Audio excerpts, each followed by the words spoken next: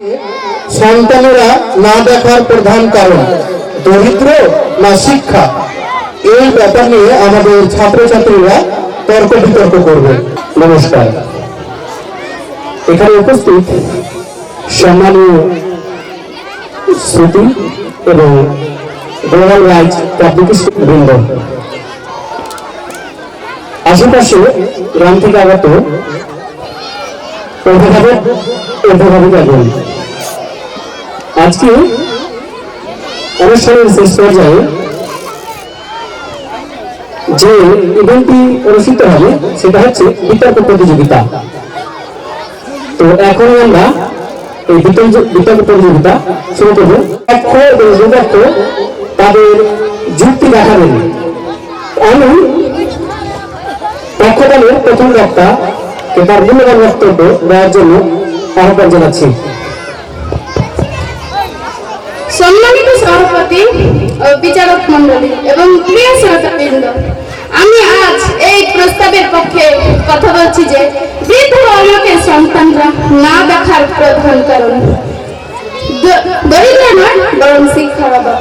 বাবা আমার জন্ম দিয়েছেন, মানুষ করেছেন, শিক্ষিত করেছেন, কিন্তু আজ সেই বাবা বৃদ্ধ অনেক সন্তান তাদের দায়িত্ব নিতে চায় না, অবহেলা করে। প্রশ্ন হলো কেন? আমরা যদি দেখি দরিদ্র মানুষ তার বৃদ্ধ আমাকে বুকে আগলে রাখে, অথচ শিক্ষিত প্রতিষ্ঠিত সন্তান বৃদ্ধ আমাকে বৃদ্ধাশ্রমে পাঠিয়ে অথবা বাড়ির এক কোণে ফেলে রাখে। এর মানে কি দাঁড়ায়? সমস্যার মূল অর্থ নয়, মূল্যবোধ। আজকের শিক্ষা ব্যবস্থা আমাদের চাকরি শেখাচ্ছে, কিন্তু বাবা মাকে সম্মান করতে শেখাচ্ছে না। এর মূল কারণ ব্রিটিশ ইংরেজদের দেওয়া শিক্ষা ব্যবস্থা, যেখানে চাকরির জন্য তৈরি করা, যেখানে নীতি আদর্শের শিক্ষার অভাব, যা স্বাধীনতার ৭৬ বছর পর আজও ভারতবর্ষে চলেছে।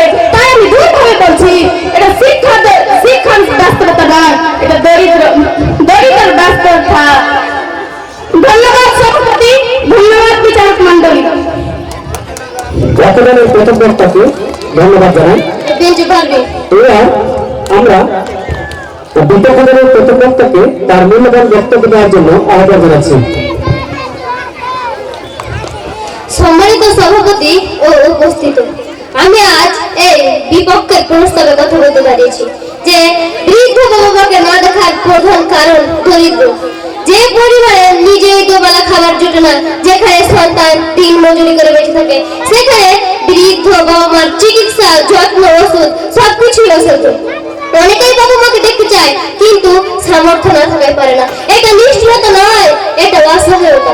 মাননীয় সভাপতি, আমি এই প্রসঙ্গে আপনার দৃষ্টি আকর্ষণ করতে চাই। আমার পাশের গ্রামের মাহাতাব আলী তার বৃদ্ধ বাবা মার কাছে চেয়ে করুণ দৃষ্টিতে বলে, মা গো, আমার সংসারের 7 জন, ও তোমাদের দিনে 3 টাইম খাবার জোগাড় করতে পারছে না, ভালো পোশাক দিতে পারছে না।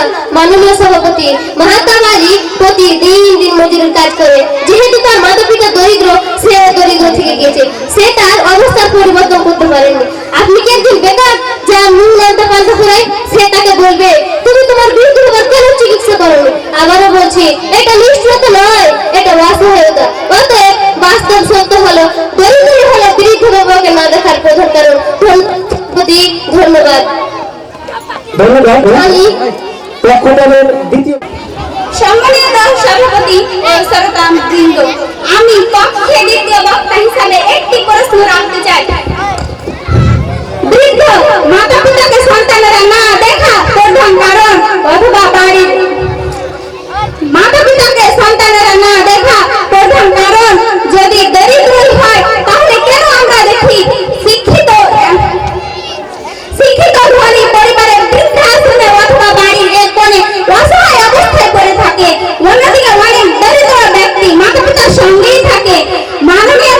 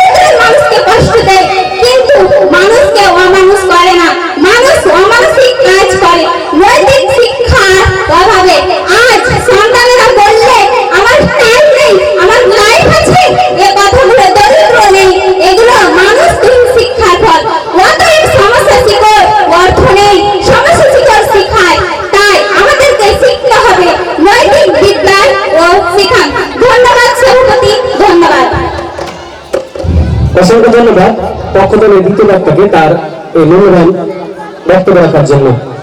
এখন আমি দেখে নেব বিপক্ষ দলের দ্বিতীয় বক্তাকে তার এই মূল্যবান বক্তব্য রাখার জন্য। এখানে রেখে দেব।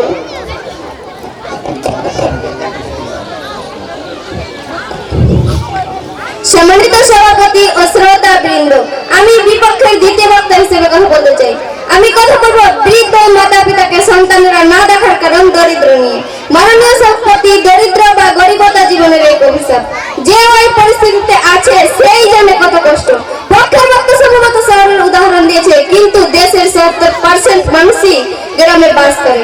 গ্রামে আজ কাজ নেই, ভালো চিকিৎসা নেই, নেই সামাজিক নিরাপত্তা। ফলে সন্তানেরা বাধ্য হয়ে বাড়ি ছেড়ে মুম্বাই, দিল্লি, চেন্নাই, হায়দ্রাবাদের মতো শত শহরে কাজে আসে যাচ্ছে দু পয়সা কামার জন্য, যাতে করে তার পরিবারের দুমুঠো খাবার জোগাড় করতে পারে।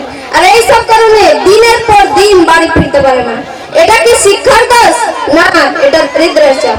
অনেক সন্তান ফোন করে কাঁদে আর বলে, মা বাবা আমি বাড়ি আসতে পারছি না, টাকা নেই, ঠিকাদার পেমেন্ট দিচ্ছে না। এই কান্না কি শিক্ষার অভাব? না, এটা দরিদ্রের বাস্তবতা। ধন্যবাদ সভাপতি, ধন্যবাদ শ্রোতা মণ্ডলী। ধন্যবাদ বিপক্ষ দলের দ্বিতীয় বক্তাকে তার গুরুত্বপূর্ণ বক্তব্য রাখার জন্য।